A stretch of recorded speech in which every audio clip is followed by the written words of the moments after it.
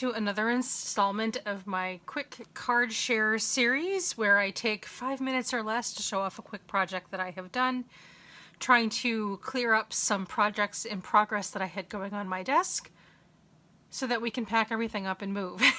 This is being filmed sometime in early August. In this video, along with a series of others, I do plan to launch every couple of days or so while we are internetless in the middle of a move, moving to another part of town. Anyway, so here is a couple of cards that I made using the Fawn Thanks a Bushel stamp set, which is super cute. Here it is here. Cute little bushel and some apples and a variety of faces and a couple of different sentiments. With fall right around the corner, I thought that it was appropriate. I keep two medium-sized stamp sets in one envelope here, so just ignore this other the other stamp set. And then of course I have the coordinating dies. I thought that these cards would be most appropriate. However, the coloring for these was done months ago. Back in the spring when my daughter was playing softball. This is how long it's been since I've started these projects and haven't finished. I started with the images that I stamped with VersaFine on black onyx ink onto my cold press Canson XL watercolor paper and put a little clear embossing powder over that and heat embossed it. These are colored with my Tombow dual brush pens. And then I use them to do a little bit of watercoloring. That was a while ago, and they've just been sitting here waiting to get used on a card.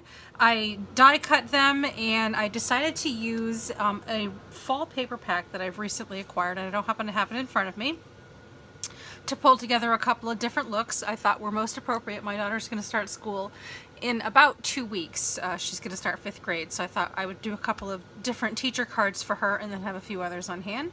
So let's just go ahead and get right into it. These pattern papers are all from that paper pack. I've mounted them on just some simple black cardstock because I like the way that the black matting looks from behind things. And I used a couple of different dies. This one is like a stitched postage stamp die, and I think I got this on eBay. I don't think I had a brand associated with it, just kind of like a generic shape die. And then obviously here are the figures, and I stamped this one with Ranger dye ink. It just says, "I heart you, a bushel and a peck." I thought that one was really cute.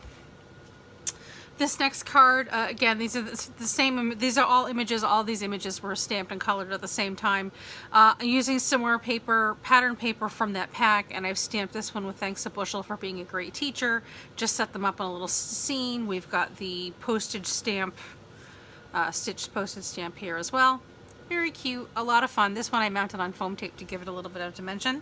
This is the other teacher card that I made. Pretty much the same thing except for different papers, and I used sort of this scalloped oval to do the foam mounted little centerpiece here. I just thought it was fun, something a little something different in the same sentiment. And this last one kind of resembles the first one here, where I used the large postage stamp die. Ugh. And the stitched edging here, and this one says, "Thanks a Bushel for always making me smile." And this card's probably my favorite because I stamped this sweet little smile with the hearts for eyes on one of these little apples here. And I just love the way that these colors came together. I wasn't so sure as I was cutting them out, and I actually had a background plan to use if this one didn't work out, but I like the way that this works together. Anyway, so there are 4 looks that I have done, all kind of using... I just changed up the looks. It's all kind of the same style, but just changed up the looks using a couple of little add-on things like foam tape, different shape dies, and pattern papers. It really didn't take a lot of supplies to pull this together.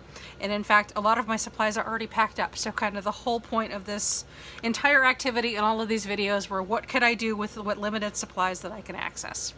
I hope that you have enjoyed and it has inspired you. If you have any questions, let me know. I'll leave products that I've used down below. And take care. I'll talk to you later. Bye.